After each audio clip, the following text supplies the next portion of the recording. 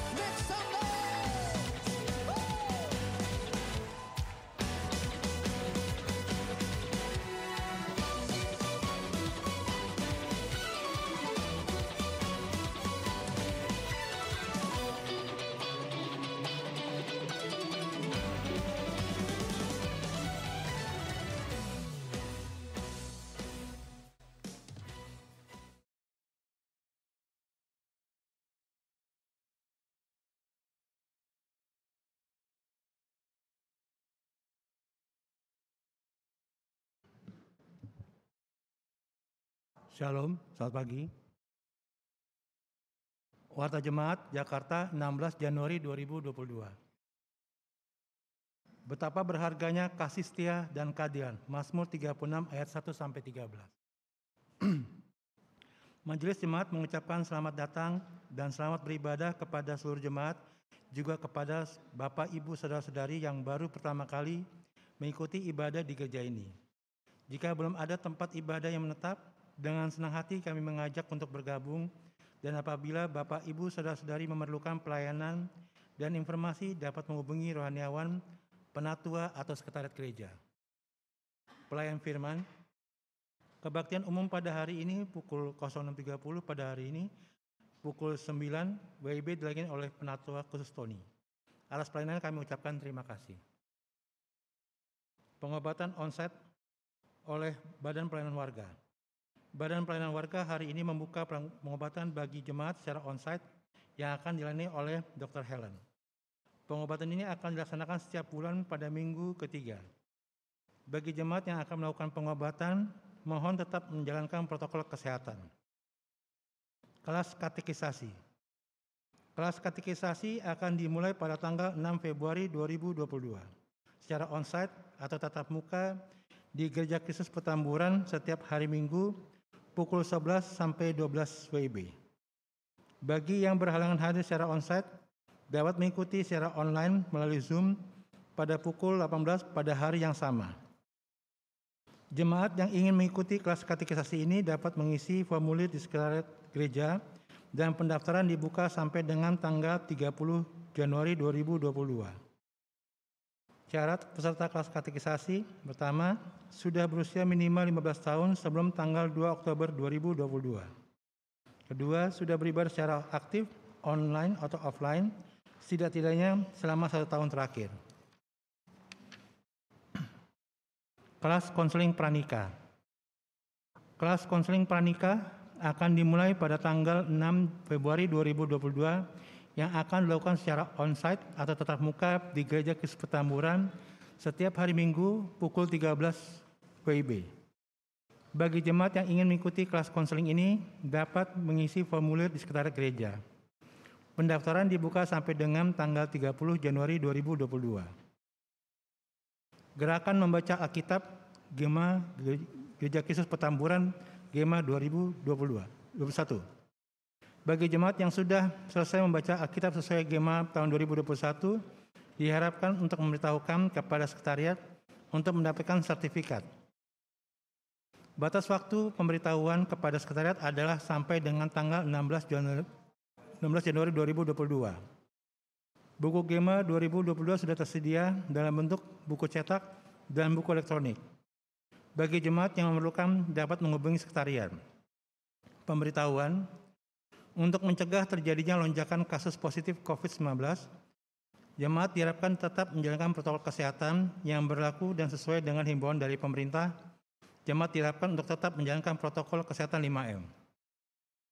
Majelis Jemaat mengucapkan selamat ulang tahun kepada jemaat yang berulang tahun pada tanggal 16 sampai 22 Januari 2022. Tuhan Yesus memberkati. Sekian warta ini kami sampaikan. Seluruh rohaniawan, penatua, dan badan pengurus bagian-bagian mengucapkan terima kasih atas perhatian jemaat. Tuhan Yesus senantiasa menyertai dan memberkati pelayanan kita. Jemaat saya undang untuk bangkit berdiri. Pujian pembuka Novel 6 ayat 1-2 berhimpun semua.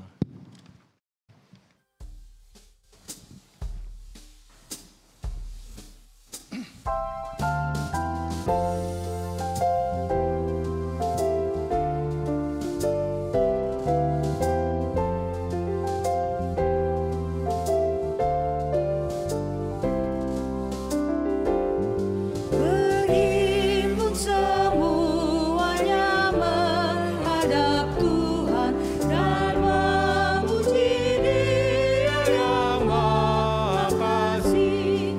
Kesusahanmu akan segera berakhir berkat keselamatan anugerah Tuhan.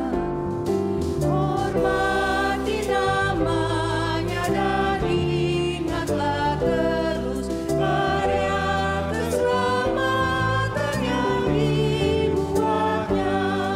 Naikkan syukur dan pujilah namanya dalam setiap saat kehidupanmu.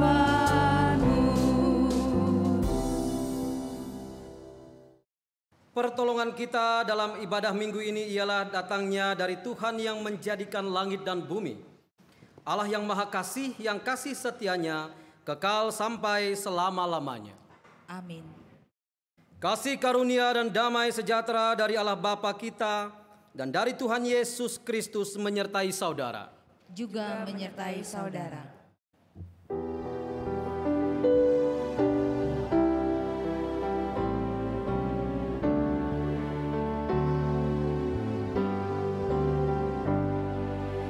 Mulia bagi Bapa, bagi Anak serta Roh Kudus, dari permulaan,nya sekarang dan akan jadi selama-lamanya.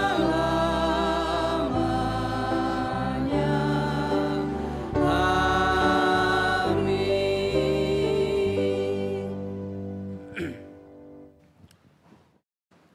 Jemaat yang terkasih dalam Tuhan Yesus Kristus, nas pembimbing pada ibadah minggu ini terambil dari Keluaran 34 ayatnya yang ke-6 sampai dengan ayatnya yang ke-7, berbunyi demikian. Berjalanlah Tuhan lewat dari depannya dan berseru, Tuhan, Tuhan, Allah penyayang dan pengasih, panjang sabar, berlimpah kasih-Nya dan setia-Nya, yang meneguhkan kasih setia-Nya kepada beribu-ribu orang, yang mengampuni kesalahan, pelanggaran, dan dosa, tetapi tidak sekali-kali membebaskan orang yang bersalah dari hukuman, yang membalaskan kesalahan bapa kepada anak-anaknya dan cucunya, kepada keturunan yang ketiga dan keempat. Batu karang yang teguh.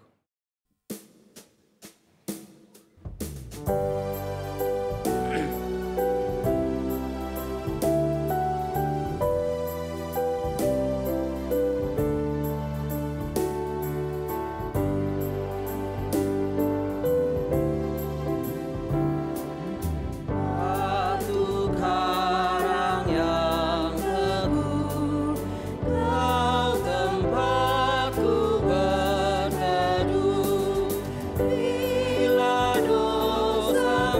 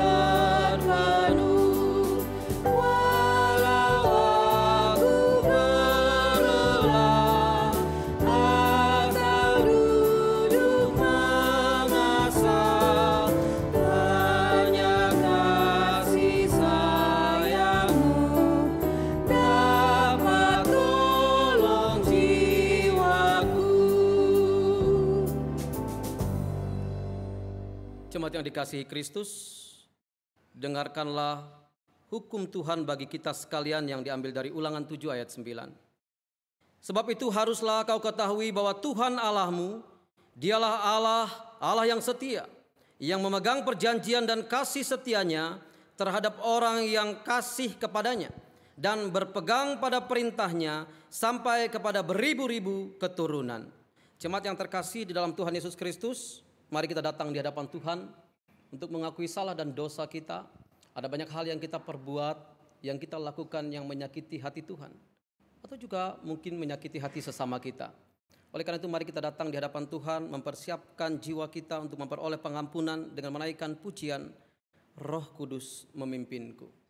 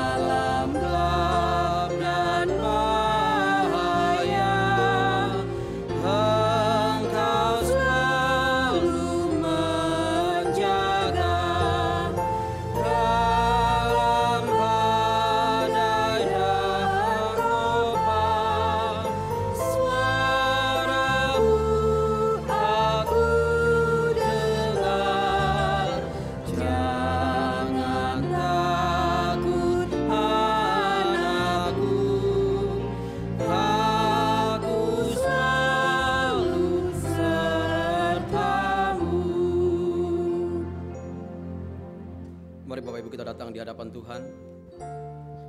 Mari kita datang secara pribadi lepas pribadi untuk mengakui salah dan dosa kita di hadapan Tuhan. Secara pribadi kita bisa mengungkapkan apa yang kita rasakan saat ini atau apa yang terjadi di dalam kehidupan kita. Kita datang di hadapan Tuhan. Percayalah bahwa Allah dengan kasih setianya mengampuni kita.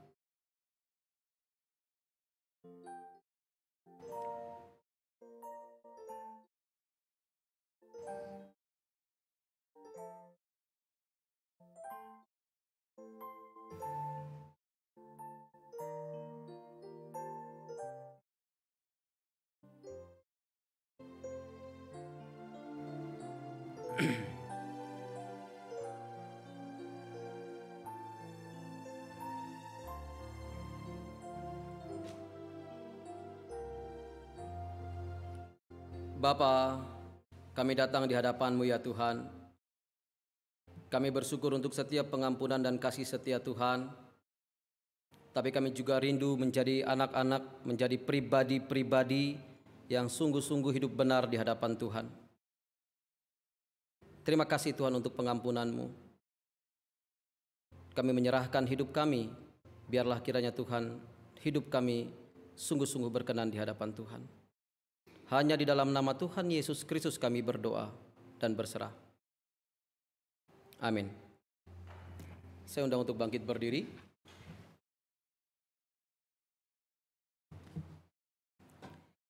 Bagi saudara yang telah mengaku segala dosa dan kejahatannya di hadapan Allah dan sungguh-sungguh bertobat, dengarlah berita anugerah pengampunan seperti tertulis dalam Bilangan 14 ayat 18. Tuhan itu berpanjangan sabar dan kasih setianya berlimpah-limpah.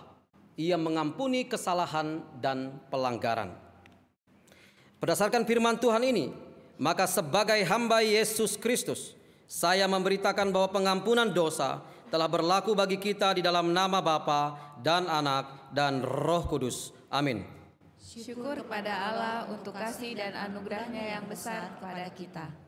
Mari kita memberikan salam damai seorang kepada yang lain. Salam damai. Salam damai, salam damai, salam damai. Salam damai. Ada sukacita.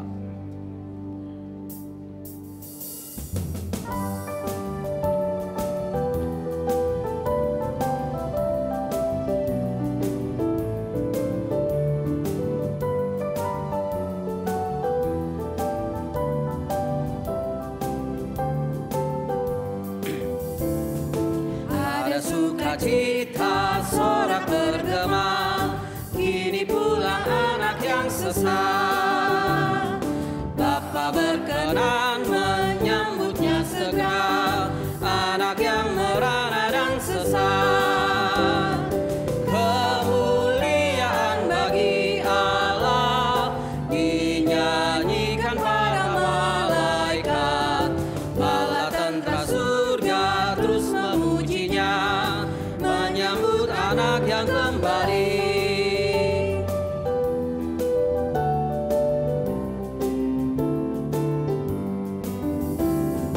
Ada sukacita sorak bergema, anak yang hilang telah kembali. Kasih Allah Bapa mengampuninya, memberinya hidup yang baru.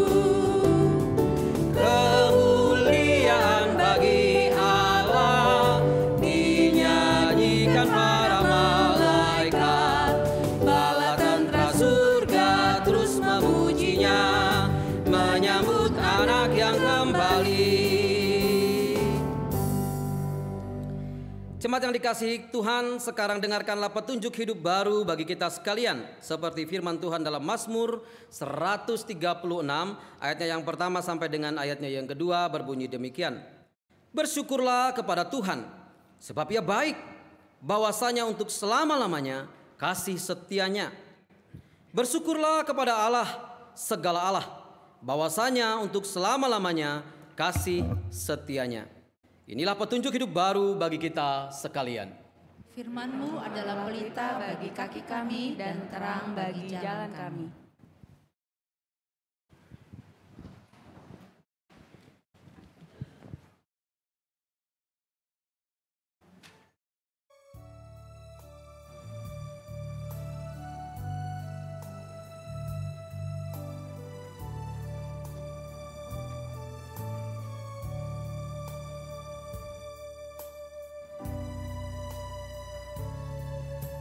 In this quiet place with you,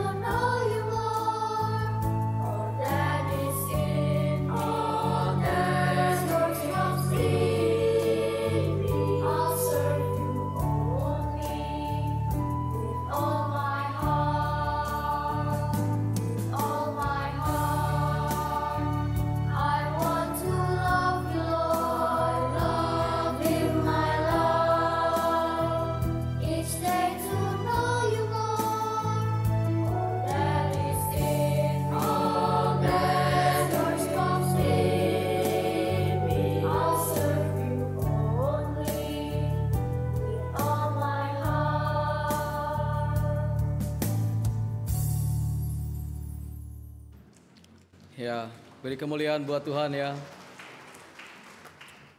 Dengan seluruh hati untuk mencintai Tuhan, bahkan bersyukur dengan keseluruhan hidup kita untuk kasih setia Tuhan gitu ya. Terima kasih untuk paduan suara Lemuel 4 untuk anak-anak sekolah minggu. Jadi anak-anak sekolah minggu yang ingin menyanyi boleh bergabung dengan anak-anak Lemuel 4 ya. Tadi personilnya masih sedikit tuh gitu ya. Jadi boleh bergabung, pasti ada sukacita untuk bersama-sama melayani Tuhan ya. Ya, kita akan bersama-sama menaikkan pujian untuk mempersiapkan hati kita mendengarkan firman Tuhan. Seperti rusa.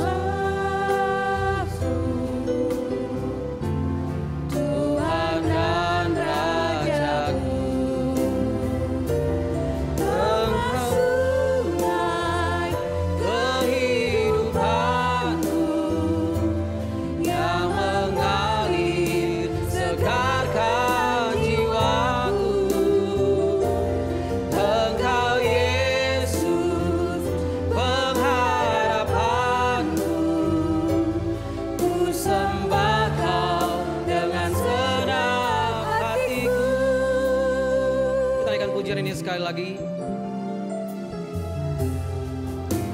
Seperti rusa merindukan air, begitulah jiwaku merindukan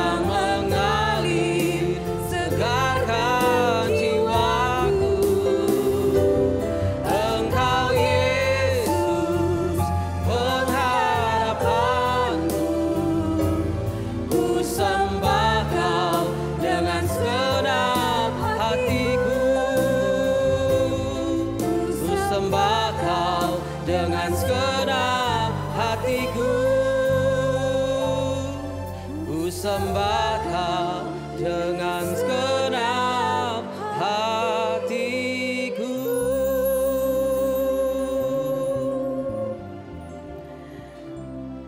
Benar ya Tuhan bahwa Engkau adalah sungai yang menyegarkan jiwa kami. Firman-Mu adalah sumber kekuatan dan kehidupan kami. Oleh karena itu kami bersyukur Tuhan karena kami memiliki Engkau di dalam kehidupan ini. Tuhan, kami mau menyerahkan pemberitaan firman Tuhan ini dalam tangan Tuhan. Biarlah kiranya setiap hati kami boleh menjadi tanah yang subur untuk boleh menerima kebenaran firman Tuhan. Tuhan, kiranya Engkau menolong kami, Engkau menyertai kami, memberikan kami kekuatan dan fokus yang benar akan pendengaran tentang firman Tuhan. Tuhan, sebentar kami akan mendengarkan firman-Mu, biarlah kuat kuasa Roh Kudus Tuhan menyertai hati dan pikiran kami, sehingga ketika firman Tuhan disampaikan, ada rema yang kami dapat, bahkan kami boleh lakukan dalam kehidupan kami hari lepas hari. Berfirmanlah kepada kami ya Tuhan, karena kami anak-anak-Mu siap untuk mendengarkan firman-Mu. Hanya di dalam nama Tuhan Yesus kami berdoa. Amin.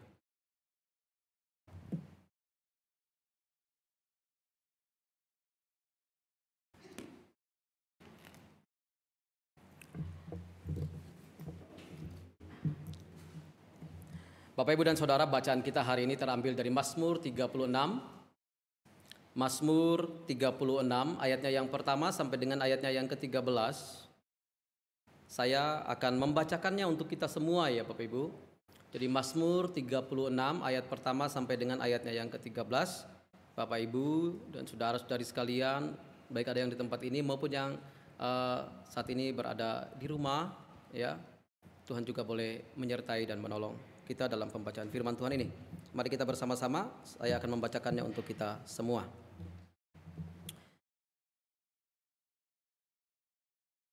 Kefasikan orang berdosa dan kasih setia Allah.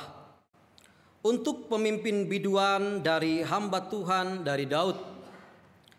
Dosa bertutur di lubuk hati orang fasik. Rasa takut kepada Allah tidak ada pada orang itu. Sebab ia membujuk dirinya sampai orang mendapati kesalahannya dan membencinya. Perkataan dari mulutnya ialah kejahatan dan tipu daya. Ia berhenti berlaku bijaksana dan berbuat baik. Kejahatan dirancangkannya di tempat tidurnya. Ia menempatkan dirinya di jalan yang tidak baik. Apa yang jahat tidak ditolaknya.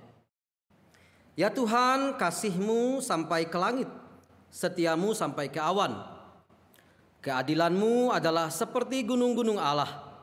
Hukum-Mu bagaikan samudra raya yang hebat. Manusia dan hewan Kau selamatkan ya Tuhan. Betapa berharganya kasih setia-Mu ya Allah. Anak-anak manusia berlindung dalam naungan sayap-Mu.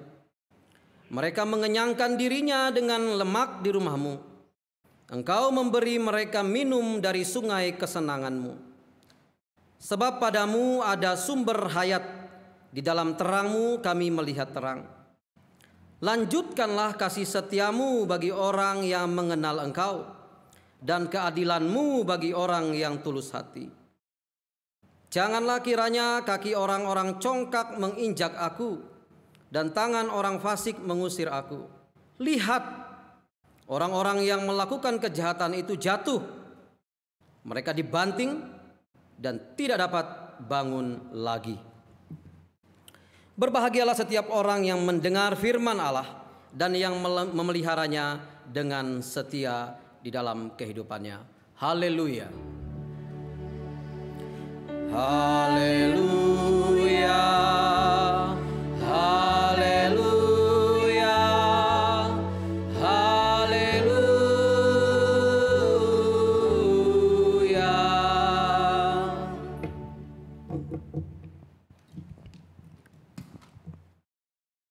Shalom Bapak Ibu dan Saudara sekalian. Ada sukacita? Ada sukacita ya. Ya, karena anugerah Tuhan kita boleh ada di tempat ini, kita boleh beribadah dan memuji nama Tuhan. Ya. Tema kita hari ini adalah betapa berharganya kasih setia dan keadilan Tuhan. Betapa berharganya kasih setia dan keadilan Tuhan. Bapak Ibu, hidup kita ini diperhadapkan begitu banyak pilihan, ya. Ada pilihan yang benar, ada pilihan yang tidak benar. Ada pilihan yang tidak menyenangkan, ada pilihan yang menyenangkan. Ada pilihan yang kelihatannya bagus, mungkin ada pilihan juga yang kelihatannya kurang bagus. Ada jalan ke kiri, ada jalan ke kanan. Kita bisa maju, kita bisa mundur. Hidup ini diperhadapkan dengan begitu banyak pilihan-pilihan. Bahkan Bapak Ibu ya, kalau kita ingat kita datang di sebuah pesta gitu, pesta pernikahan ya Bapak Ibu ya. Di sana pun kita diperhadapkan dengan pilihan-pilihan, benar ya? Ada makanan prasmanan kan? Di sana ada sambal ati goreng kesukaan Bapak Pendeta Taryono ya. Jadi ya jadi ada pilihan-pilihan itu ya, ada bihun gitu, ada babi panggang kalau ada pernikahan orang Batak ya Pak Yo ya. Ada pilihan-pilihan itu ya. Kalau kita di pernikahan orang Manado ada ikan-ikan bakar, betul ya? Ada banyak pilihan, tapi pada umumnya kalau di pernikahan itu kan makanannya umum ya. Nah, yang salah satu yang umum itu ada yang unik dari makanan itu, biasanya kambing guling. Kira-kira Bapak Ibu, tempat mana yang paling rame dikunjungi? Kambing guling ya. Yang nggak bisa makan kambing pun berusaha untuk makan kambing gitu. Gitu jadi berjuang karena kambing guling itu salah satu hidangan yang unik, enak, tapi limited gitu ya, terbatas. Nggak mungkin akan ada kambing guling kedua gitu ya setelah itu, jadi nggak ada. Jadi itu terbatas. Jadi itu banyak sekali pilihan-pilihan. Kita diperhadapkan dengan pilihan-pilihan. Nah, teks firman Tuhan yang kita baca hari ini pun kita diperhadapkan dengan pilihan. Teks firman Tuhan dari Mazmur 36 ini berbicara tentang orang fasik dan dengan Allah yang memiliki kasih setia yang luar biasa. Orang fasik, karakter orang fasik dan juga karakter Allah. Ada dua yang disampaikan oleh pemazmur dalam bagian ini. Nah, Mazmur 36 ini Bapak Ibu dan Saudara mirip sekali dengan Mazmur 1. Bapak Ibu mungkin ingat Mazmur 1 ya. Orang fasik dan orang benar ya. Orang benar seperti pohon di aliran sungai gitu. Orang fasik dia seperti sekam akan dibawa terus sebagainya. Itu ada kesamaan, ada komparasi, ada pembandingan. Perbandingan antara orang fasik dan orang benar di Mazmur 1. Tapi di Mazmur 36 ini unik, perbandingannya adalah orang fasik dan Allah. Orang fasik dan karakter Allah. Nah, ini kita bisa melihat. Nah, apa yang akan kita lihat dalam bagian ini Bapak Ibu dan Saudara? Kita melihat bagian pertama tentang karakter orang fasik. Sifat-sifat orang fasik atau sesuatu yang ada dalam diri orang fasik. Ini yang pertama. Yang pertama adalah senang berbuat dosa dan tidak takut pada Tuhan. Orang fasik itu senang berbuat dosa. Ini saya beberapa waktu yang lalu kami ada meeting gitu kami sampaikan. Orang kalau pertama kali berbuat dosa dia ragu-ragu ya. Ragu ini saya lakukan gak ya? Aduh ini dosa deh kayaknya. Aduh jangan deh. Wah tapi kok kayaknya fine-fine aja ya. Akhirnya endingnya dia lakukan dosa itu gitu ya. Ketika dia melakukan dosa, dia jatuh dalam dosa, dia mulai berpikir, waduh kok saya bisa jatuh ya dalam dosa. Aduh penyesalan ada dalam dirinya. Tapi kemudian setelah dosa itu dilakukan dan dia mengalami penyesalan di dalam dirinya, lalu kemudian dia mulai berpikir ternyata dosa itu tidak ada dampaknya dalam hidupnya. Fine-fine aja nih, wah baik-baik aja nih, kayaknya gak ada masalah, kayaknya gak ada hukuman Tuhan nih buat saya gitu ya, oke-oke aja nih. Akhirnya dia mulai melakukan kejahatan sampai kejahatan itu menjadi sesuatu yang biasa dalam hidupnya. Sehingga orang fasik ini adalah orang yang melakukan dosa berulang-ulang di hadapan Tuhan sehingga menunjukkan dirinya tidak takut akan Tuhan. Itu adalah orang fasik, orang yang tahu ada dosa tapi dia tetap melakukannya. Dan kemudian dosa itu membuat dia merasa nyaman dalam dirinya sehingga takut akan Tuhan tidak ada padanya. Itu yang pertama. Dalam Mazmur 36 ayat 2 dikatakan begitu. Dosa bertutur di lubuk hati orang fasik, rasa takut kepada Allah tidak ada pada orang itu. Kalau kita mengatakan dosa bertutur, artinya dosa berbicara, dosa berkuasa di dalam hati orang fasik. Itu yang dikatakan oleh pemazmur. Yang kedua,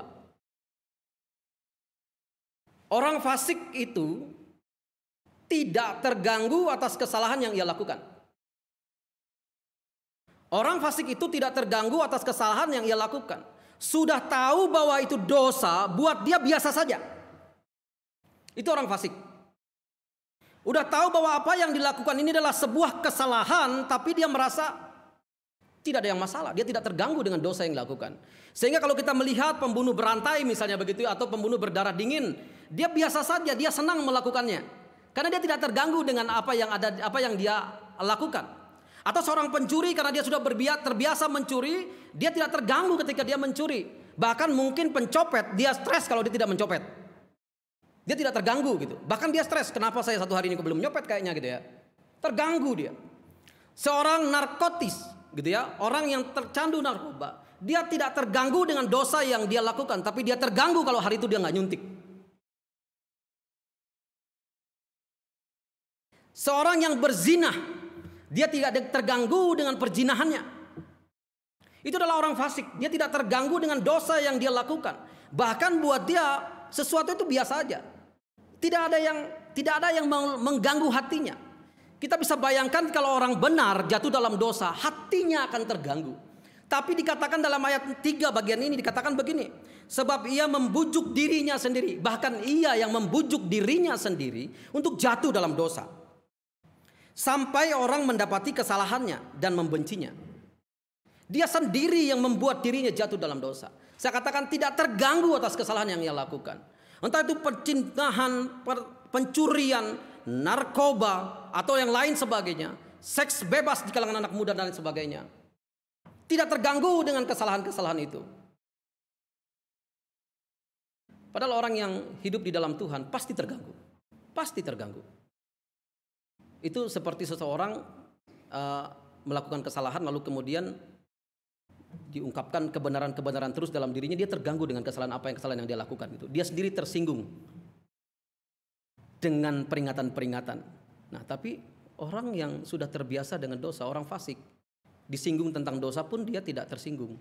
Biasa aja. Gitu ya. Makanya kalau misalnya Pak Ton gitu, ada yang tersinggung sih dengan khotbahnya Pak Ton. Oh, bagus banget, berarti kuasa Roh Kudus bekerja. Gitu ya. Celakanya kalau kita tahu bahwa kita hidup dalam ketidakbenaran, tapi ketika ada khotbah atau firman Tuhan yang sedikit menyindir gitu ya, atau menyinggung kita biasa aja tuh. Ya kan? Padahal mungkin kita hidup di dalamnya, Bapak Ibu dan Saudara. Anak-anak muda juga saya rasa ya. Kalau sampai kecanduan kita atau saudara terhadap pornografi misalnya begitu, membuat saudara tidak tersinggung, membuat saudara tidak, rasanya biasa aja tuh gitu. Harus dievaluasi lagi. Nah, orang fasik itu tidak terganggu atas kesalahan yang ia lakukan. Fine aja. Oke-oke aja. Kayaknya nggak ada hukuman Allah nih buat saya gitu. Sekian lama nih saya melakukan dosa ini, korupsi. Nyaman dengan korupsi gitu ya. Tidak terganggu. Orang fasik tidak terganggu atas kesalahan yang ia lakukan atau atas dosa yang ia lakukan. Yang ketiga, orang fasik itu tidak dapat menolak kejahatan, melainkan merancangkan kejahatan. Ini dari ayat yang keempat dan kelima, bunyinya gini. Perkataan dari mulutnya ialah kejahatan, dan tipu daya ialah ia berhenti berlaku bijaksana dan berbuat baik. Kejahatan dirancangkannya di tempat tidurnya. Ia menempatkan dirinya di jalan yang tidak baik, apa yang jahat tidak ditolaknya. Ini yang tadi saya katakan, bahwa mulai dari perkataannya, sikapnya, bahkan ekstrimnya, dia sendiri yang merancangkan kejahatan. Ini kalau kita lihat dalam dunia kerja misalnya gitu ya, ada banyak sekali mungkin kita berjumpa dengan rekan-rekan kerja kita yang gitu ya, menyikut kita kiri kanan sampai kita ingin kita jatuh. Dia merancangkan bagaimana kita tidak dihargai orang-orang lain. Dia mungkin merancangkan bagaimana kita, misalnya katakanlah orang ini nggak layak untuk naik atau tempat yang lebih baik buat dia. Ada banyak. Orang fasik tadi saya katakan dia terbiasa, dia tidak merasakan apapun, dia tidak merasa salah ketika dia melakukan dosa dalam perkataannya, dalam perbuatannya. Bahkan dia sendiri yang merancangkan kejahatan itu di tempat tidurnya. Orang fasik itu tahu bahwa ini dosa, tapi dia melakukannya. Bahkan dia merancangnya. Saya tanya deh sama ibu-ibu, bapak-bapak ya. Ngegosip itu dosa apa tidak? Ini pertanyaan saya ini sekarang bukan hanya buat ibu-ibu, karena ada bapak-bapak juga yang ngegosip ya, benar ya, bukan hanya ibu-ibu. Dulu sih mungkin relevan kalau ibu-ibu ya, ibu-ibu ini suka ngegosip. Sekarang mah bapak-bapaknya nggak mau kalah ya, ibu-ibu ya, bapak-bapaknya juga 1-2 orang berkumpul di situ gosip ada, ya bukan Tuhan ada ya, sama. Jadi nggak tahu apakah ini pengaruh K-pop atau apa, nggak tahu juga gitu ya, tapi sekarang ngegosip. Bapak Ibu setuju ya kalau ngegosip itu salah ya? Bapak Ibu Saudara, ngegosip itu kita tahu dan kita sepakat itu salah gitu ya. Tapi entah kenapa satu dosa ini sulit sekali hilang dalam kehidupan manusia, bahkan di dalam gereja. Benar ya? Satu dosa ini sulit sekali hilang dalam dunia ini, bahkan di dalam gereja. Kalau gosip itu kan sesuatu yang tadinya diem, lalu kemudian menjadi jadi rame gitu ya, diucapkan. Tapi entah kenapa kita tahu bahwa itu dosa, tapi kita melakukannya. Kita tahu bahwa itu tidak benar, tapi kita tetap bersikeras untuk melakukannya. Kita tahu hidup dalam perzinahan itu tidak benar, tapi kita melakukannya. Kita tahu pornografi itu tidak benar, tapi kita melakukannya. Bahkan kita merancangkan dosa itu. Janjian lagi gitu ya. Nobar yuk, gitu. Misalnya anak-anak muda nih ya. Kan ada mabar, ada nobar ya. Nobar nonton bareng ya, mabar main bareng. Main bareng itu latihan jempol ya. Jadi, ya latihan jempol ini. Jadi bahkan dirancangkan nobar gitu, seru lagi gitu ya. Saya kebetulan pelayanan di anak muda, jadi beberapa kali saya mendengar di masa-masa SMA, ya kayak gitu-gitu, nobar udah kayak biasa gitu ya. Merancangkan sesuatu yang udah tahu itu salah, itu adalah orang fasik. Itu yang disampaikan oleh pemazmur, orang fasik itu tidak dapat menolak kejahatan, melainkan merancangkan kejahatan. Dosa yang ada di dalam dirinya, bahkan dia nikmati, itu tidak ada dampaknya terhadap apapun gitu ya. Tidak berdampak terhadap dirinya, dia merasa bahwa dosa itu tidak ada hal apapun yang perlu ditakutkan gitu. Orang fasik tertangkap dalam kejahatannya dan terjerat dalam tali dosanya. Dia lupa bahwa orang fasik ketika dia hidup di dalam dosa, dia merasa bahwa penghukuman tidak ada, padahal jelas orang fasik itu terjerat dalam tali dosanya sendiri. Kita ingat kisah Daud ya Bapak Ibu dan Saudara ya. Jadi Daud itu kan orang baik ya, tapi dia memiliki satu sifat kefasikan ketika dia ketika dia bertemu dengan Batseba ya. Batseba dia lihat cantik lagi mandi gitu ya, lalu kemudian dia jalan di sotoh, wah wanita cantik nih gitu ya. Lalu kemudian dia terpengaruh, dia tahu bahwa itu adalah istri Uria, dia mengambil Batseba lalu kemudian menghamilinya. Batseba hamil gitu ya, lalu kemudian setelah itu dia merancang Uria harus dia bunuh juga dengan rancangan-rancangannya. Itu tuh lihat kalau kita mau merancangkan kejahatan itu Daud tuh gitu ya. Dia penulis bagian ini, dia sendiri sebenarnya mengalami itu. Dia merancangkan kejahatan gitu, tolong si Uria simpan di depan dan lain sebagainya. Ceritanya singkatnya kayak gitu ya. Kemudian maju berperang, Uria mati, seolah-olah Uria mati terbunuh Bapak Ibu. Padahal dirancangkan oleh Daud. Daud yang merancang kejahatan itu. Lalu sampai kemudian Tuhan menegur dia melalui Nabi Nathan tentang kesalahan yang dia buat.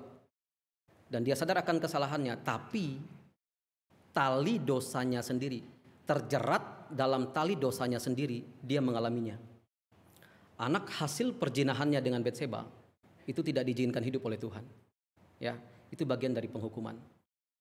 Dia harus mengalami hal itu. Bapak Ibu dan Saudara, kita bisa melihat bahwa sebenarnya kefasikan itu tidak mungkin tidak mendapatkan hukumannya. Nanti kita lihat tentang keadilan Allah ya. Nah, kita beralih kepada Tuhan, karakter Tuhan, kebaikan Tuhan. Yang pertama, dikatakan oleh pemazmur bahwa kasih setia Tuhan itu tidak terbatas. Dia gambarkannya gini, kasih setia Tuhan itu sampai ke awan. Kasih Tuhan itu sampai ke awan. Kasih setia Tuhan itu sampai ke langit, setianya sampai ke awan. Yang ingin menunjukkan bahwa kasih Tuhan itu tidak terbatas Bapak Ibu dan Saudara. Kalau kita melihat ke bawah ya, mari kita coba lihat ke bawah Bapak Ibu masing-masing, silakan. Coba lihat ke bawah Bapak Ibu. Apa yang Bapak Ibu lihat di sana? Sepatu kata Kak Obi ya, sepatu. Ada lantai betul ya. Kalau Bapak Ibu turun lagi di lantai 1, Bapak Ibu akan melihat apa? Lantai lagi. Bahkan kalau lantainya digali, Bapak Ibu akan melihat apa? Tanah. Ada batasnya maksud saya. Pemazmur menggambarkan tentang kasih setia Tuhan itu tidak dia katakan bahwa tidak sedalam tanah atau apa, tidak. Tapi dia katakan setinggi langit. Artinya tidak terbatas. Kasih setia Allah itu tidak terukur. Tidak ada yang bisa mengukur. Bahkan setianya Tuhan itu sampai ke awan. Tidak ada batasnya. Tidak ada batas penglihatan. Kita melihat batas langit lalu kemudian kita akan menembus langit, betul ya? Ketika kita menembus langit, kita akan menembus langit kembali. Sampai kapan? Tidak ada batasnya. Kasih setia Tuhan itu tidak ada batasnya untuk kita.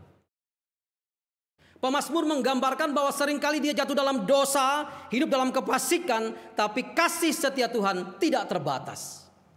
Tak berkesudahan kasih setia Tuhan, tak habis-habisnya rahmatnya, selalu baru tiap pagi, besar kesetiaanmu. Ratapan 3, 22, 23. Kasih setia Tuhan itu tidak berkesudahan, tidak ada batasnya di dalam kehidupan kita. Pemazmur merasakan bagaimana Tuhan terus-menerus menunjukkan kasih setianya di dalam hidupnya, sekalipun kadang-kadang kefasikan menghampirinya. Hal yang kedua, kasih setia Tuhan, lalu kemudian keadilan Tuhan itu kokoh. Kalau kita mengetahui bahwa kasih setia Tuhan itu tidak terbatas, Dia mengasihi kita bahkan di saat kita terpuruk, bahkan di saat kita jatuh di dalam dosa, bahkan di saat kita tidak mampu mengangkat diri kita oleh karena dosa yang menguasai hidup kita. Kasih setia Tuhan tidak terbatas untuk kita. Berulang kali kita jatuh, berulang kali kita jatuh dibangunkan, berulang kali kita jatuh diangkat kembali, berulang kali kita terperosok, kita kembali mengangkat kaki kita. Tuhan menolong kita untuk boleh apa? Untuk boleh bangkit kembali. Dia menunjukkan kasih setianya kepada kita yang tidak terbatas itu. Tapi kita tidak hanya bicara tentang kasih setia Tuhan yang tidak terbatas. Kita berbicara tentang keadilan Tuhan yang kokoh. Mazmur menggambarkan keadilan Tuhan yang kokoh itu dengan gunung. Dia katakan begini, keadilanmu adalah seperti gunung-gunung Allah. Hukummu bagaikan samudra raya yang hebat. Manusia dan hewan kau selamatkan, ya Tuhan. Keadilan Tuhan tidak terpengaruh oleh apapun di dalam dunia ini. Keadilan Tuhan tidak terpengaruh oleh apapun di luar Dia. Keadilan Tuhan tidak terpengaruh oleh kebaikan kita. Keadilan Tuhan tidak terpengaruh oleh kepintaran, kecerdasan kita. Keadilan Tuhan terpengaruh oleh dirinya sendiri. Tidak ada kebaikan apapun di dalam dunia ini yang mempengaruhi keadilan Tuhan. Bapak, Ibu, dan Saudara, jangan kita berpikir bahwa ketika aku berbuat baik, melakukan hal yang baik, lalu kemudian Tuhan akan berpikir dan berpihak kepadaku, meskipun aku tidak benar. Keadilan Tuhan itu berpengaruh oleh dirinya sendiri, Bapak, Ibu, dan Saudara. Kita tahu, kita sadar, kita paham bahwa kasih setia Tuhan itu tidak terbatas. Tapi jangan lupa bahwa keadilan Tuhan itu kokoh. Digambarkan seperti gunung.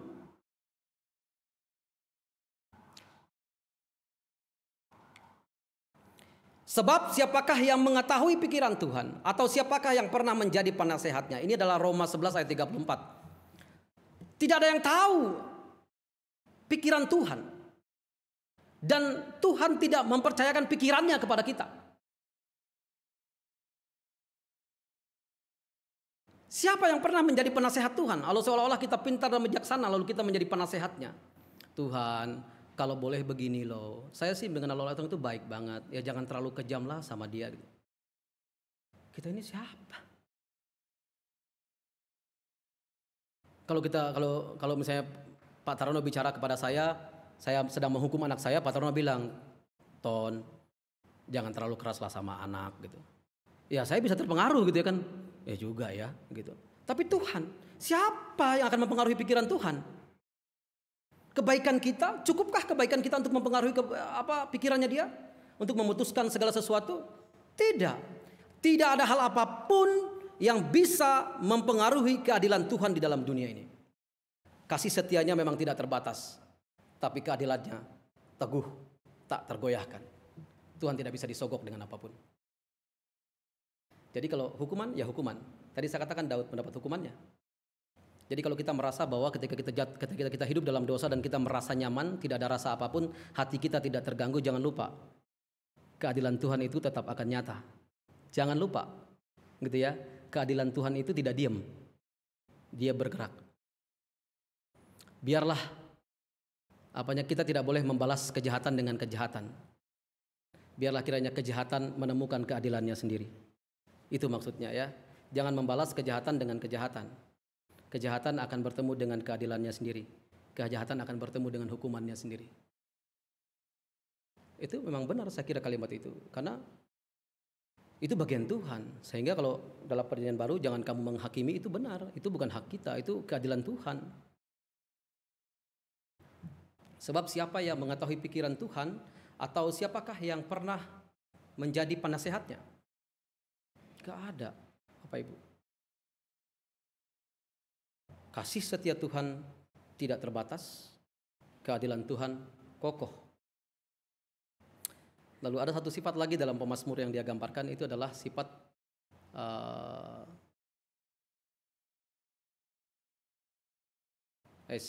jauh banget. Oke. Ini pemeliharaan Tuhan nyata.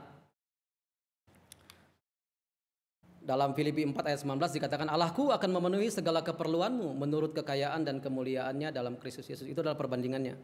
Tapi Mazmur 36 ayat 8 dan 10 itu dijelaskan dengan jelas sekali bagaimana Allah kita. Allah yang kasih setianya tidak terbatas, Allah yang keadilannya kokoh, tapi Allah adalah Allah yang pemelihara. Nyata sekali penyertaannya terhadap kita. Dikatakan begini. Betapa berharganya kasih setiamu ya Allah. Anak-anak manusia berlindung dalam naungan sayapmu. Kasih setia itu berharga sekali. Bahkan digambarkan kata berlindung dalam naungan sayap ini adalah seperti seorang kasih ibu yang menjaga anaknya, menaungi anak-anaknya. Kasih Allah itu, pemeliharaan Allah itu seperti kasih seorang ibu ketika dia menyayangi anak-anaknya. Dia takut anak-anaknya terluka, dia takut anak-anaknya tidak terpelihara dan sebagainya. Ada konsep ibu di dalam kasih Allah itu. Gambaran itu. Allah yang memelihara. Lalu kemudian dikatakan bahwa Allah yang memelihara dalam konsep yang menaungi itu adalah Allah yang memahami perasaan kita. Allah yang mengenal kita. Allah yang mengetahui ketika kita terluka. Allah yang mengetahui secara psikologis kita terganggu dan lain sebagainya. Allah yang demikian. Allah yang akan memberikan kenyamanan di dalam kehidupan. Mendengarkan cerita-cerita kita. Sehingga jangan heran pemazmur banyak sekali menulis ratapan-ratapannya di dalam mazmur gitu ya. Dia meratap, dia menangis bersama dengan Tuhan. Itu adalah Tuhan kita. Bapak Ibu dan Saudara, menangis bersama dengan Tuhan itu penting. Ambil waktu. Karena ada kata-kata, ada hal-hal yang tidak bisa kita ungkapkan dengan kata-kata. Tapi mungkin kita bisa ungkapkan kepada Tuhan dengan tangisan kita. Mengadu sama Tuhan, meratap sama Tuhan. Penting banget. Pemazmur seringkali lakukan itu. Dia mengambil waktu, dia meratap, dia menangis. Dia hanya ingin menyampaikan sama Tuhan, Tuhan, aduh aku kok kayaknya menderita banget. Kalau kulihat musuh-musuhku itu badannya gemuk-gemuk dan lain sebagainya. Sementara aku sepertinya susah. Dia sampaikan semua sama Tuhan. Hal-hal yang kayak gitu pun dia sampaikan sama Tuhan. Itu adalah pemazmur. Dia tahu bagaimana Tuhan mengasihi dia. Dia memenuhi segala kebutuhan psikologis kita yang kita butuhkan. Tapi dia juga adalah Allah yang memenuhi kebutuhan fisik kita. Makan minum kita. Dia katakan begini. Mereka mengenyangkan dirinya dengan lemak di rumahmu. Engkau memberi mereka minum dari sungai kesenanganmu. Berkat makanan, berkat minuman pun dirasakan oleh orang-orang dalam lindungan Tuhan. Bapak Ibu dan Saudara, ketika saya bicara tentang kata lemak ya, ini lemak aja. Untuk orang kolesterol tuh dihindari ya, lemak ya. Padahal itu bagian yang terenak kalau jadi babi panggang ya Pak Yo ya. Lemak enak gitu ya. Jadi itu juga kesukaannya Tuhan Bapak Ibu. Itu kesukaannya Tuhan. Lemak itu adalah persembahan yang disukai Tuhan. Kalau kita ingat anak-anaknya Imam Eli mengambil bagian yang Tuhan hukum dia gitu ya. Ingat ya cerita itu ya. Guru-guru sekolah minggu nih pasti ingat nih. Jadi ketika lemak-lemaknya diambil sama mereka, Tuhan marah. Artinya begini, pemazmur ini ingin menunjukkan bahwa Tuhan memberikan yang terbaik untuk umatnya. Bahkan lemak bagiannya pun diberikan untuk umatnya. Yang terbaik. Tuhan tidak akan pernah meninggalkan kita. Tuhan tahu kebutuhan kita. Kebutuhan psikologis dia penuhi, datang padanya. Oleh karena itu dikatakan, marilah kepadaku yang letih lesu dan berbeban berat. Aku akan memberikan kelegaan kepadamu. Itulah Tuhan kita. Kebutuhan ekonomi dia penuhi Bapak Ibu dan Saudara. Coba kita refleksikan kembali beberapa tahun terakhir. Bagaimana hidup kita susah. Bahkan bukan hanya yang pengusaha, orang-orang apalagi kita gitu, pengusaha aja sampai susahnya luar biasa. Begitu ya. Tapi sampai hari ini kita terpelihara. Itulah berkat Tuhan, itulah pemeliharaan Tuhan. Kalau kita ingat betapa kita susah, seolah-olah kita akan hampir mati. Bahkan mungkin kita tidak mati karena penyakit, barangkali kita mati karena kita nggak makan hari itu. Tapi tidak kok. Sampai hari ini kita ada. Itulah pemeliharaan Tuhan. Bagaimana kita terlindungi dari penyakit? Saya katakan nggak mudah gitu loh ya, nggak mudah. Tapi kita sudah mengalami dan Tuhan menunjukkan kasih setianya kepada kita. Dia memelihara kita. Pemeliharaan Tuhan itu nyata ketika kita menghadapi segala kesulitan hidup ini. Dan saya yakin percaya bahwa Bapak Ibu tidak selalu hidupnya senang, betul ya? Pasti ada bagian-bagian di mana dalam pergumulan. Di pergumulan itulah kita seringkali melihat Tuhan. Kadang-kadang kalau dalam situasi senang kita lupa, kita tidak melihat Tuhan. Meskipun Tuhan berada di samping kita gitu ya. Tapi dalam pergumulan kita seringkali melihat Tuhan. Tuhan tolong saya.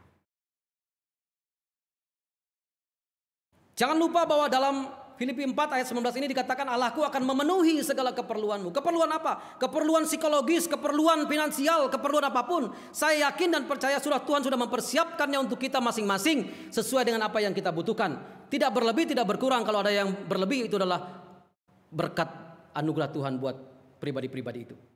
Tapi saya yakin dan percaya bahwa kita hidup saat ini di dalam dunia ini hidup oleh karena berkat dan anugerah Tuhan dalam kehidupan kita.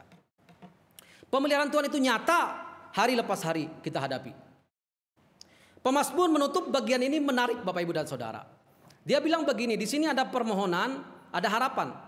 Harapannya begini, lanjutkanlah kasih setiamu bagi orang yang mengenal Engkau dan keadilanmu bagi orang yang tulus hati. Nah, ini yang saya mau katakan tadi. Kasih setia Tuhan itu memang tidak terbatas. Tidak terbatas bagi siapa? Pemazmur jelas menutupnya dalam bagian ini Bapak Ibu dan Saudara. Tidak terbatas bagi yang mengenal Engkau. Jadi ketika kita berbicara tentang kasih setia Tuhan, yang tidak terbatas itu adalah kasih setia Tuhan yang tidak mengenal Engkau. Nah, bagaimana kita bisa mengenal Allah di dalam kehidupan kita Bapak Ibu dan Saudara? Inilah yang Tuhan harapkan di dalam kehidupan kita ketika kita berbicara tentang kasih Tuhan yang tidak terbatas. Kita akan berbicara tentang pengenalan kita akan Allah kita. Bagaimana cara kita bisa mengenal Allah kita? Apakah melalui pelayanan kita bisa mengenal Allah kita? Bisa. Tapi mengenal Allah di dalam kehidupan, dalam bagian ini adalah mengenal Allah dengan tulus hati yang tidak hanya mengetahui. Mengenal itu bisa dua pengertian, bisa mengetahui gitu ya. Misalnya begini ya, saya tahu di sini ada Bung Krishna gitu ya. Saya tahu Bung Krishna, tapi apakah saya mengenal dia lebih dalam? Tidak. Istrinya yang paling mengenal dia, gitu ya. Atau Penatua Anies, saya tahu dia nggak? Saya tahu dia. Tapi apakah saya mengenal dia lebih dalam? Tidak. Bagaimana supaya saya bisa mengenal dia? Maka saya akan berbaur dengan dia, hidup dengan dia. Saya tahu bagaimana dia cara makan, kapan dia mandi, kapan dia olahraga, kapan dia akan bangun tidur, jam berapa dia berdoa. Karena saya hidup dengan dia. Itulah pengenalan kita akan Allah Bapak Ibu dan Saudara. Kalau kita mau mengenal Allah di dalam Tuhan, tidak hanya mengetahui dia, tidak hanya tahu bahwa namanya Yesus Kristus yang mati di atas kayu salib. Bapaknya namanya Yusuf, mamanya namanya Maria, lahir di kandang domba. Gitu ya, di Bethlehem Efrata. Dia keturunan Daud. Macam-macam lagi. Kita tahu semua dia. Tahu. Tapi apakah kita mengenal dia? Tidak. Bagaimana kita mengenal Kristus? Cara kita mengenal Tuhan kita supaya kita memperoleh, artinya kasih setia Tuhan itu kita bisa rasakan, yaitu dengan apa? Dengan bergaul dengan firman-Nya, Bapak Ibu. Saya rasa Bapak Pendeta Taryono, Bapak Pendeta Rudi, atau saya sendiri, kami tidak bosan-bosan mengingatkan kita untuk terus bergaul dengan firman Tuhan. Ini kita udah mulai cetakan warna hitam yang lalu ya firman Tuhan. Lalu sekarang dicetak warna putih lebih menarik gitu. Saya harapkan bukan hanya sampulnya yang menarik, tapi juga isi jadwalnya menarik gitu ya. Tapi itu bukan sebuah rutinitas, karena itu ketika itu menjadi sebuah rutinitas itu menjadi beban hidup. Ketika itu menjadi beban hidup, kita tidak akan pernah menikmati relasi kita dengan Tuhan. Mengenal Tuhan itu penting Bapak Ibu. Dengan apa? Dengan sebuah ketulusan. Ketika aku mengenal Tuhan dengan sebuah ketulusan, apapun yang aku lakukan untuk Tuhan tidak akan menjadi beban, tapi justru menjadi berkat buat aku. Sehingga ketika kita katakanlah dalam sebuah pelayanan kita aplikasikan begini, saya katakan Pak Bobi boleh main musik lagi nggak di minggu kelima? Dia bilang, oh oke, saya bantu nanti gitu ya. Kak Obi gitu, Kak Barbara boleh bulan depan saya jadwalkan lagi sebagai pro kantor. Oh oke, dengan senang hati, dengan sukacita. Kenapa? Karena kita tahu bahwa pelayanan yang dibebankan kepada kita itu adalah berkat. Iya kan? Dia bukan beban, tapi dia berkat. Kenapa? Karena kita mengenal Allah kita. Kalau kita mengenal Allah kita, ketika kita tidak mengenal Allah kita, ketika kita diberikan sebuah beban pelayanan, kita katakan, aduh saya nggak bisa, jadwalin saya 3 bulan sekali dah. Saya biasanya cuma 4 bulan sekali, 3 bulan sekali gitu. Aduh kalau saya tiap bulan sekali, aduh saya nggak bisa, nanti maaf nih. Untuk jemaat kita menurut saya ukuran yang sebanyak ini, kalau kita sampai kehilangan kesulitan mencari pro kantor menjadi lucu gitu ya. Benar nggak sih? Ini ketua kesenian nih. Benar ya, Bu Linda ya? Bu Linda mengalami kesulitan mencari pro kantor? Sekarang tidak ya? Belum. Nah, jangan sampai Bu Linda bilang boleh nggak minta majelis jadi pro kantor gitu? Ya boleh aja. Gitu ya, di majelis juga banyak kan suara. Tapi kan sayang kita punya jemaat cukup banyak ya. Nah, orang mengenal Kristus ketika dia diberikan beban pelayanan di dalam hidupnya, itu adalah berkat baginya. Kenapa? Karena pengenalannya yang benar terhadap Tuhan, ketulusannya mengenal Tuhan. Ketika pemazmur menyampaikan, "Hani lanjutkanlah kasih setiamu bagi orang yang mengenal Engkau dan keadilanmu bagi orang yang tulus hati." Jelas bahwa kasih setia Tuhan itu kita akan rasakan, keadilan Tuhan pun kita akan nikmati. Oleh karena apa? Oleh karena kita mengenal Tuhan kita, siapa Dia. Dilanjutkan, janganlah kiranya kaki orang-orang congkak menginjak aku dan tangan orang fasik mengusir aku. Dia berbicara tentang orang-orang yang ada di sekitarnya. Bapak Ibu dan Saudara, dunia ini adalah tempat kefasikan. Kita setuju hal itu. Ada banyak hal kefasik, bahkan dikuasai oleh kefasikan. Tapi kita hidup di tengah-tengah dunia kefasikan ini. Tapi kita juga percaya ketika kita mengenal dan hidup di dalam Tuhan dalam kebenaran. Saya yakin dan percaya meskipun kita hidup di dalam dunia yang penuh dengan kefasikan ini, saya yakin dan percaya Tuhan akan menolong kita untuk hidup benar. Amin Bapak Ibu dan Saudara. Kita hidup dalam dunia yang seperti ini. Kita tidak bisa memungkirinya. Kita nggak bisa bilang, oh tolong dong yang pecandu narkoba hidup sendiri ya. Yang seks bebas di sini gitu. Yang para pencuri di sini ya. Yang pembunuh di sana. Gak bisa. Kita hidup dan berbaur di dalamnya, tapi kita diberikan kekuatan untuk menghadapinya. Apa itu? Pengenalan akan Allah. Lalu bagaimana kita bisa sanggup kasih setia Tuhan?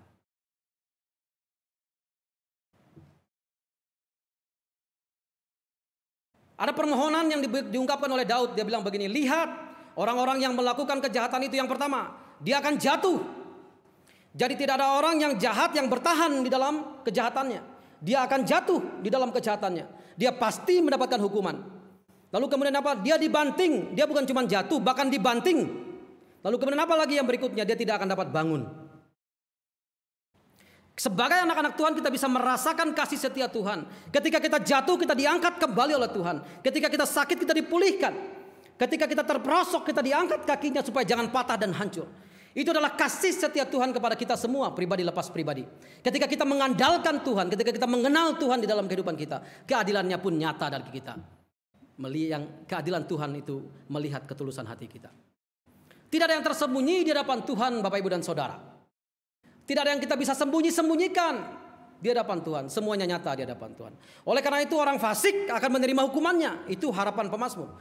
Dia akan jatuh, dibanting dan tidak dapat bangun. Oleh karena itu, jika sampai saat ini kita masih hidup dalam salah satu dosa atau kelemahan yang tadi, Bapak Ibu dan Saudara, firman Tuhan hari ini mengingatkan kita. Jangan sampai kita jatuh, dibanting dan tak bangun lagi.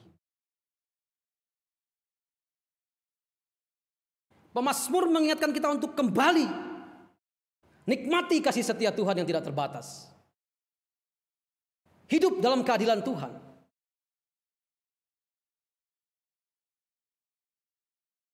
Waktu baca ini saya rasa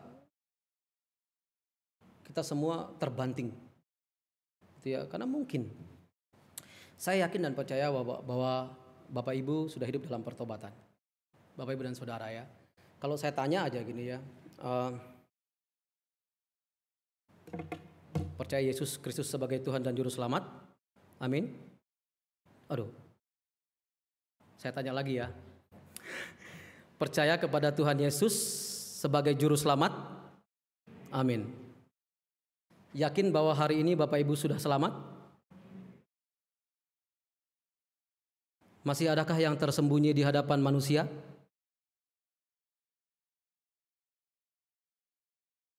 Amin.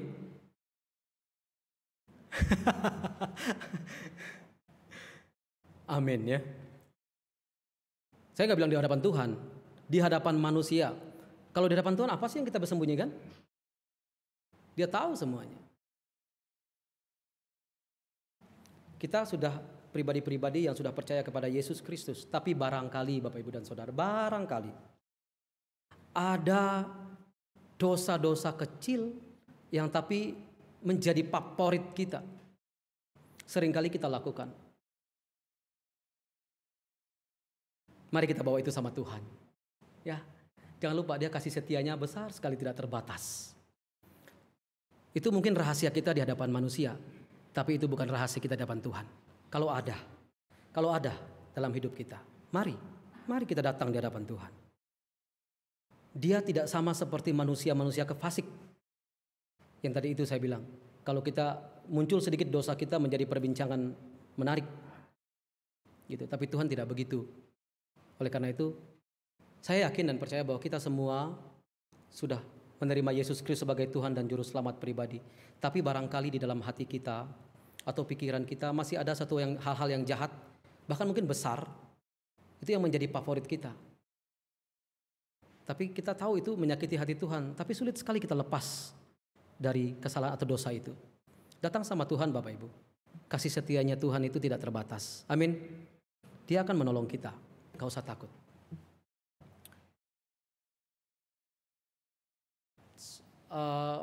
Ini sebuah vas bunga. Vas bunga ini harganya mahal Bapak Ibu dan Saudara. Tapi ini bukan vas bunga yang ada di dalam cerita yang akan saya ceritakan. Ini saya anggap saja vas bunganya begitu ya. Mahal, vas bunga ini mahal. Kalau yang vas bunga yang ini yang saya ambil ini harganya 18 juta Bapak Ibu. Ini harganya 18 juta. Kalau orang yang tidak mencintai vas bunga dia bilang apaan sih ini gitu. 18 juta penting saya beli iPhone. Ya kan? Kalau untuk anak-anak muda. Kalau yang anak-anak yang sudah dewasa muda, apaan sih? 18 juta mending saya investasi gitu ya. Udah mulai berpikir investasi. Beda-beda lah masing-masing. Tapi ini dalam kehidupan seorang kakek, vas bunga ini sangat berharga dan sangat bernilai sekali. Selain dia mahal, vas ini antik. Ada seorang anak bernama Matthew. Bapak Ibu dan Saudara. Matthew tahu bahwa vas bunga ini adalah barang yang sangat disayangi oleh kakeknya. Dia tinggal bersama dengan kakeknya. Sehingga dia menjaga sekali vas bunga ini. Tapi hari itu dia mengundang teman-temannya untuk bermain di rumahnya. Kakeknya juga tahu. Lalu kemudian dia menunggu dengan cemas sambil dia berpikir bahwa aduh nanti kalau gue senggol nih vas bunga dengan teman-temanku yang dia tahu sekali teman-temannya seperti apa gitu ya. Aduh, pasti kakek akan sedih dan sebagainya. Dia udah mulai berpikir. Bapak Ibu dan Saudara, kemudian tidak lama setelah itu teman-temannya datang. Lalu kemudian mereka bermain dengan serunya. Wah, mereka bermain asik sekali sampai mereka lupa. Bahkan tanpa disengaja akhirnya vas bunga itu tersenggol. Dan akhirnya Bapak Ibu tahu apa yang terjadi? Pasti kita sepakat semuanya. Vas itu apa? Hancur. Vas itu prang.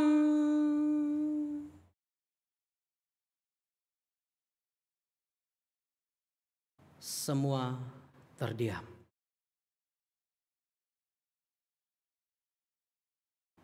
Anak itu terdiam.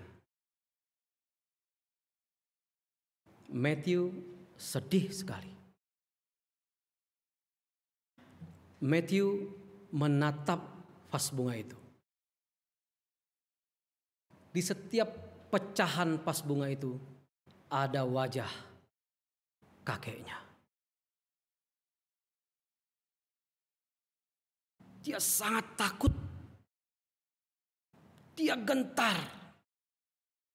Dia tertunduk sedih, Bapak Ibu. Begitu dia mengangkat wajahnya, muncul wajah kakeknya.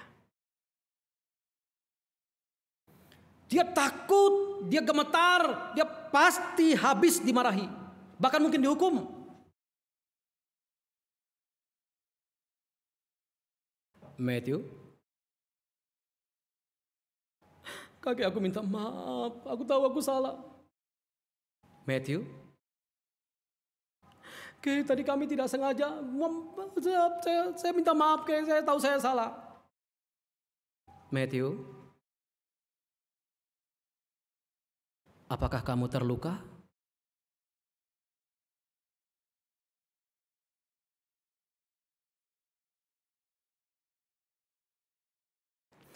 Kakek, saya minta maaf. Kakek cuma bertanya, apakah kamu terluka? Matthew,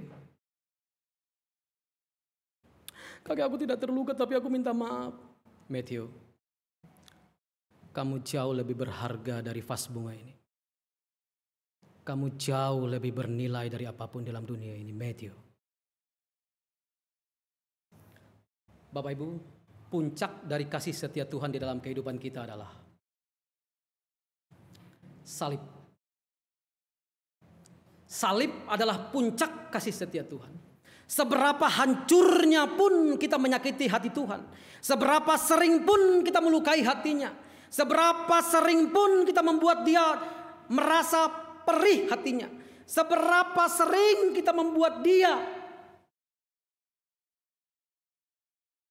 Tapi kasih setia Tuhan tidak terbatas, bahkan sampai dia memberikan salib ini. Salib adalah puncak dari kasih setia Tuhan. Karena begitu besar kasih Allah akan dunia ini, sehingga ia mengaruniakan anaknya yang tunggal, supaya barang siapa yang percaya kepadanya tidak binasa, melainkan beroleh hidup yang kekal. Itu adalah kasih setia Tuhan. Berkali-kali kita ingin bangun tapi kita jatuh. Celakanya kalau kita jatuh dan kita tidak bangun. Bersyukur kalau kita jatuh dalam dosa, kita bangun kembali. Kita bangun kembali, kita tahu, kita datang, kita minta maaf, kita mohon pengampunan Tuhan. Kasih setia Tuhan itu tiada batasnya. Bahkan sampai dia menyerahkan dirinya di dalam Yesus Kristus. Untuk apa? Supaya kita beroleh hidup. Salib adalah puncak kasih setia Tuhan. Itu adalah kasih setia yang kita terima semua. Amin. Kita sudah menerima kasih setia Tuhan itu dalam kehidupan kita. Lalu bagaimana dengan kita?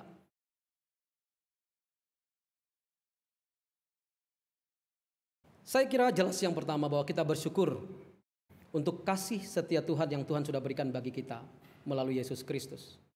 Berulang-ulang kali. Barangkali kita tidak beda dengan orang fasik atau kefasikan di dalam dunia ini. Seringkali kita menyakiti hati Tuhan, kita melukai hatinya, membuat dia sampai tidak bisa berkata-kata barangkali dengan apa yang kita lakukan. Tapi dia tetap menunjukkan kasih-Nya dan mengampuni kita. Bersyukur untuk kasih setia Tuhan.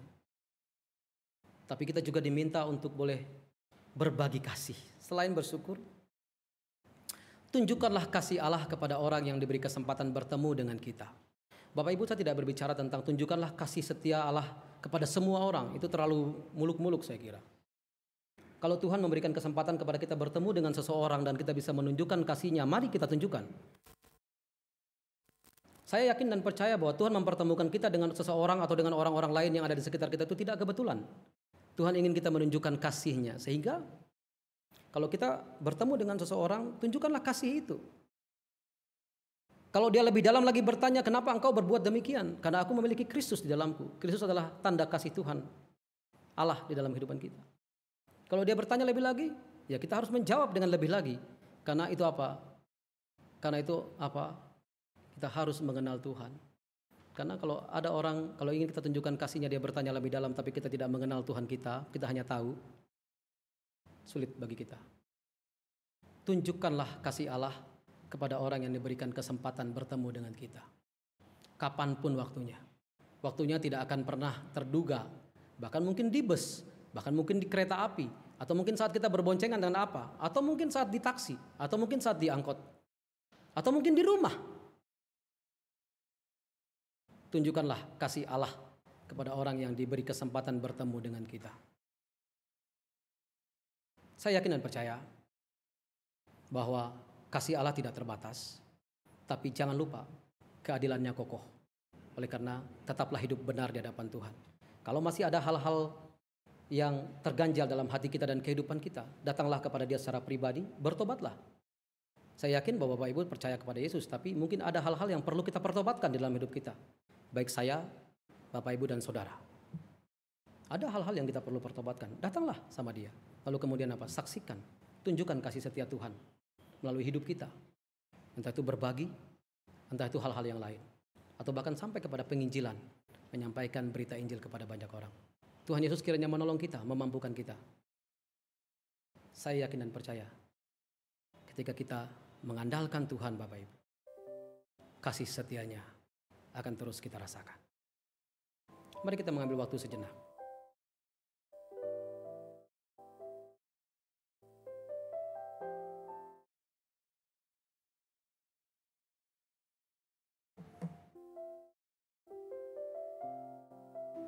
Silakan Bapak Ibu berdoa secara pribadi di hadapan Tuhan.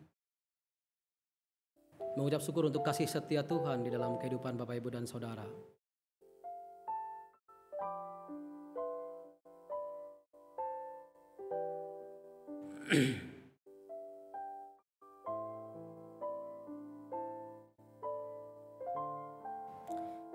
Kasih Tuhan itu, pengorbanan Tuhan itu mungkin terlalu dalam untuk kita mengerti. Tapi Bapak Ibu dan Saudara, hari ini Dia mengetuk pintu hati Bapak Ibu dan Saudara. Barangkali ada pelanggaran-pelanggaran atau kesalahan yang sampai hari ini kita simpan.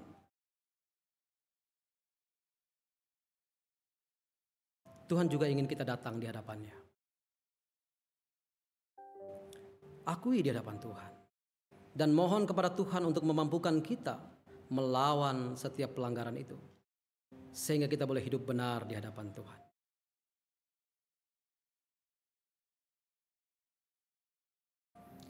Bapak Ibu, Tuhan juga mengajak kita untuk bersaksi. Dia mau kasih setia yang diterima darinya itu kita bagikan kepada orang lain.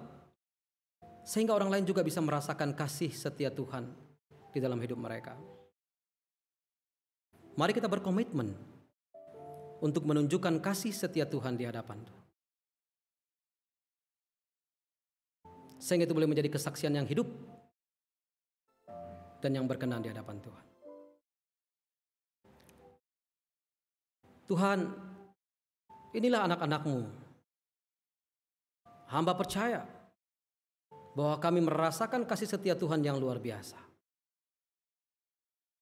Tapi Tuhan, jika ada hal-hal yang kami akui di hadapan-Mu yang menyakiti hati Tuhan, ampuni kami Tuhan.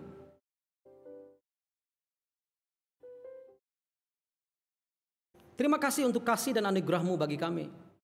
Salib adalah tanda kasih setia Tuhan dan kami bersyukur untuk itu. Karena kami merasakan bahwa kasih-Mu begitu besar di dalam kehidupan kami. Tapi keadilan-Mu kokoh. Oleh karena itu Tuhan, kami mau mengenal Tuhan lebih dalam lagi. Supaya kami bisa menyaksikan kasih setia-Mu itu kepada banyak orang dan menjadi saksi Tuhan. Tuhan kiranya menolong dan menyertai kami.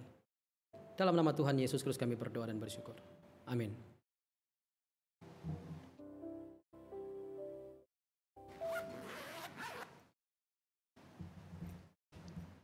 Jemaat yang terkasih dalam Yesus Kristus, mari kita berdiri.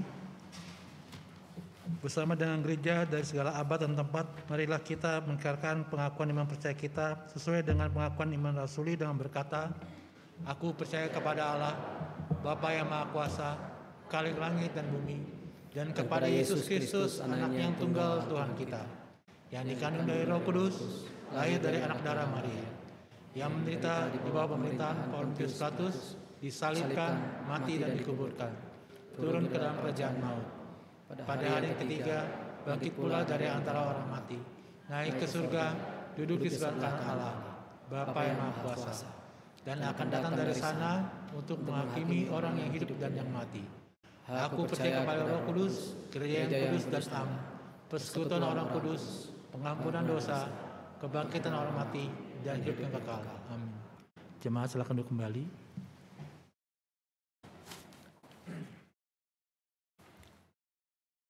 Sebelum kita berdoa syafaat, ada yang baru pertama kali datang beribadah di tempat ini? Di atas ada? Nggak ada ya? Masih orang lama ya? Baik, kita bersama-sama berdoa ya. Bapa, terima kasih, kami sungguh bersyukur Tuhan untuk hari ini. Terima kasih untuk firman-Mu yang hari ini mengingatkan kami dan menguatkan kami. Bagaimana kami harus hidup benar dan merasakan kasih setia Tuhan. Karena kami tahu Tuhan, kasih setiamu tidak terbatas dan keadilanmu sungguh kokoh. Tuhan, kami mau berdoa menyerahkan secara khusus untuk penatua bidang diakonia bersama dengan program-program kerjanya. Kami menyerahkan semua dalam tangan Tuhan, kami percaya Engkau sendiri yang boleh memberkati semuanya di dalam tangan Tuhan. Kami percaya Tuhan, kasih setiamu bagi penatua bidang diakonia terus dalam anugerah dan berkat-Mu, baik penatua Lesmana, penatua Ucok, penatua Diah, penatua Elin, dan juga hamba-Mu sendiri dalam bidang diakonia. Tuhan sendiri boleh memberkati. Hamba juga berdoa Tuhan, menyerahkan setiap rohaniwan, penatua, badan pengurus, dan juga setiap jemaat. Berikan kami kesehatian dalam melayani Tuhan, supaya kami boleh melakukan peran kami yang dipercayakan Tuhan kepada kami masing-masing, baik kami sebagai penatua, baik kami sebagai rohaniwan, badan pengurus bagian-bagian, dan setiap jemaat Tuhan. Kami juga berdoa Tuhan untuk setiap jemaat yang sakit. Kami berdoa untuk setiap jemaat lansia dan lemah tubuh di rumah. Kami berdoa untuk Ibu Amelia Salimin, Ibu Herlia Irawati, Ibu Suratmi Hendaria, Ibu Cio Cianyo, Ibu Cinoli.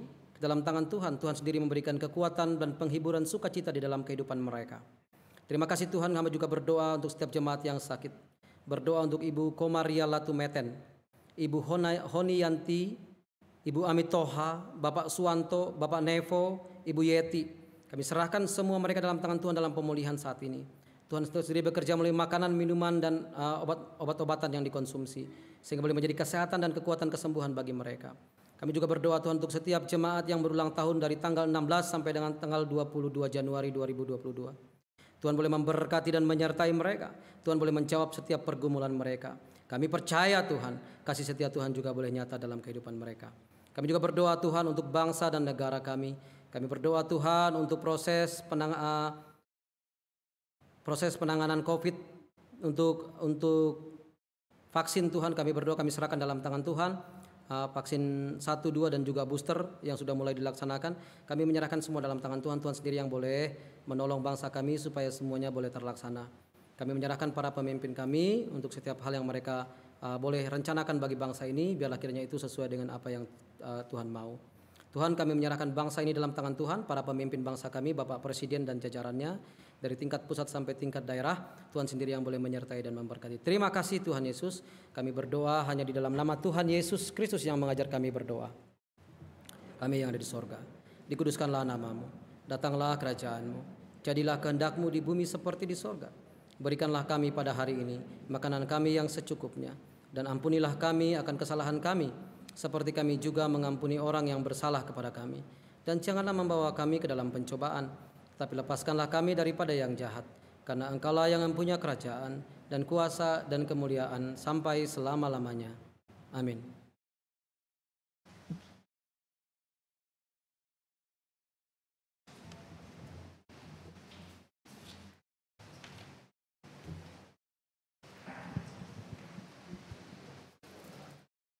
Jemaat yang terkasih, dengan penuh sukacita dan kerelaan, marilah kita memberikan persembahan syukur kepada Tuhan sebagai ungkapan syukur kita atas segala berkat yang Tuhan sudah berikan dalam kehidupan kita. Saya akan membacakan firman Tuhan untuk mendasari persembahan kita tersebut, yang terambil dari 1 Petrus 2 ayat 5. Dan biarlah kamu juga dipergunakan sebagai batu hidup untuk pembangunan suatu rumah rohani, bagi suatu imamat kudus, untuk mempersembahkan persembahan rohani yang karena Yesus Kristus berkenan kepada Allah. Demikian firman Tuhan. Kita akan memberikan persembahan kita. Untuk pemberian persembahan seperti yang sudah kita lakukan, Mohon kesediaan yang pertama kali dari bagian kanan saya, diikuti oleh bagian kiri saya, dan kita kembali semua dari arah tengah. Kita akan mengiringi persembahan kita dengan pujian Beri yang Terbaik.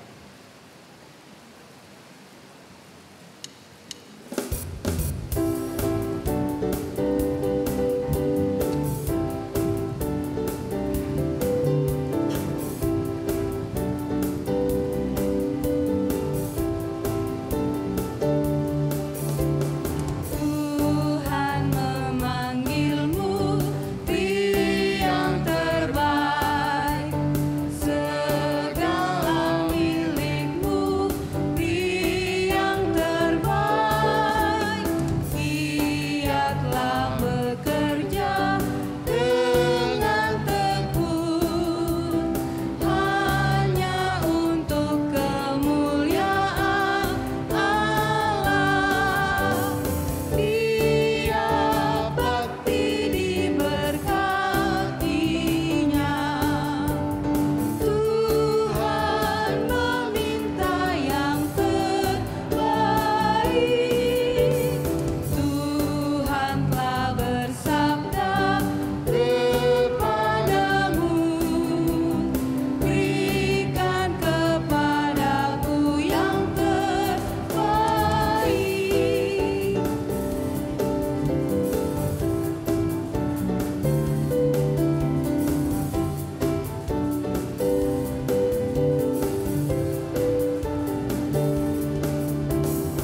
Jangan mengharapkan kehormatan, jangan kau hiraukan godaannya. Tuhan sudah memberi banyak berkat, berikan kepadanya yang terbaik. Dia bakti diberkatinya. Tuhan meminta yang terbaik.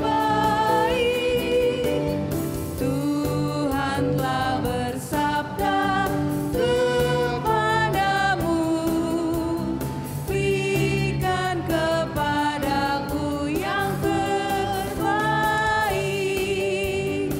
Kita nyanyikan lagu ini refnya saja. Refnya. Saya undang untuk jemaat bangkit berdiri. Kita akan berdoa untuk persembahan kita. Tuhan memanggilmu, beri yang terbaik. Segala milikmu, beri yang terbaik. Giatlah bekerja dengan tekun, hanya untuk kemuliaan Allah. Dia bakti diberkatinya. Tuhan meminta yang terbaik. Tuhan telah bersabda kepadamu, berikan kepadaku yang terbaik. Mari kita berdoa. Bapa di surga, Bapa yang kami sembah dalam nama Tuhan Yesus Kristus, terima kasih Tuhan kalau pada saat ini kami boleh berkumpul bersama, memuji, memuliakan nama-Mu, mendengarkan firman-Mu, dan pada saat ini Kau berikan kesempatan pada kami untuk mengumpulkan persembahan yang berasal daripada-Mu ya Tuhan. Biarlah Bapa, Engkau boleh jadikan persembahan ini persembahan yang harum di hadapan Engkau Tuhan. Biarlah persembahan ini boleh dipergunakan untuk kemuliaan nama-Mu, membesarkan nama-Mu di dunia ini melalui gereja kami Tuhan. Ajarkan kami Tuhan untuk terus memberikan yang terbaik untuk Engkau dalam kehidupan kami, khususnya di dalam perilaku dan kegiatan kami sehari-hari. Terima kasih Bapa, biarlah kami serahkan doa kami ini sepenuhnya dalam nama Tuhan Yesus Kristus. yang sudah kami sembah dan sudah menyelamatkan kami. Amin. Jemaat tetap berdiri.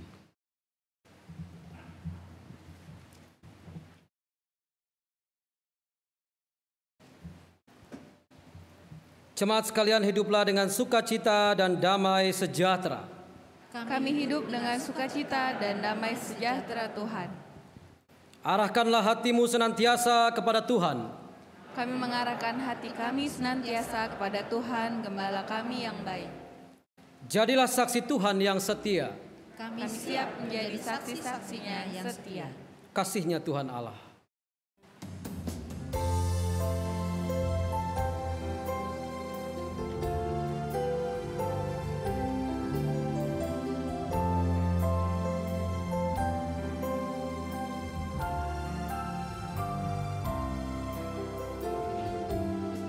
Kasih Allah tak terbilang, sungguh mulia, tak terduga, melebihi tinggi bintang, dan maut pun dikalahkan.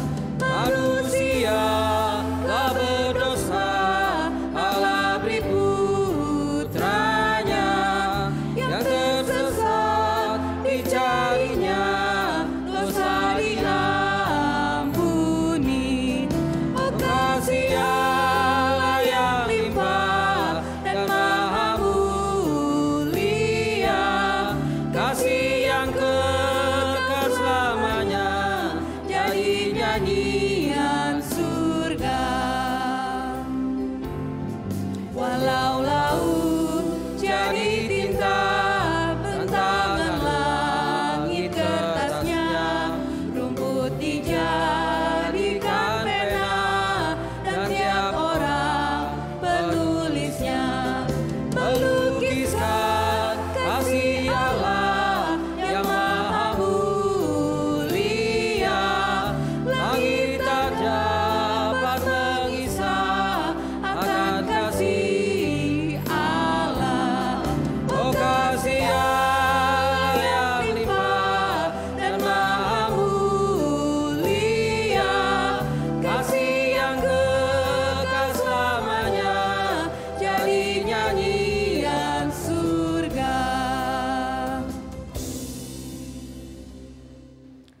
Jemaat kekasih Kristus, terimalah berkat Tuhan. Tuhan memberkati kita dan melindungi kita. Tuhan menyinari kita dengan wajah-Nya dan memberi kita kasih karunia.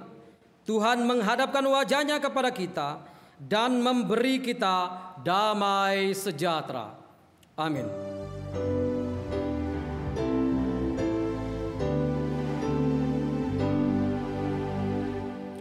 Kepada Allah beri puji, serta kepada Al-Masih, Roh Kudus muliakan,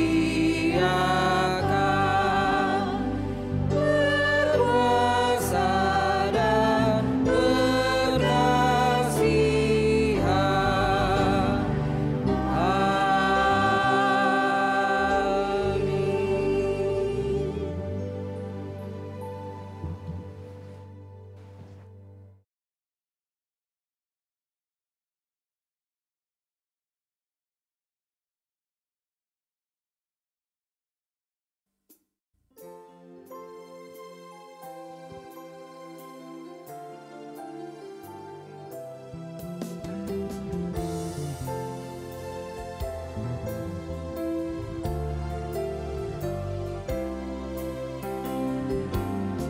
Kasih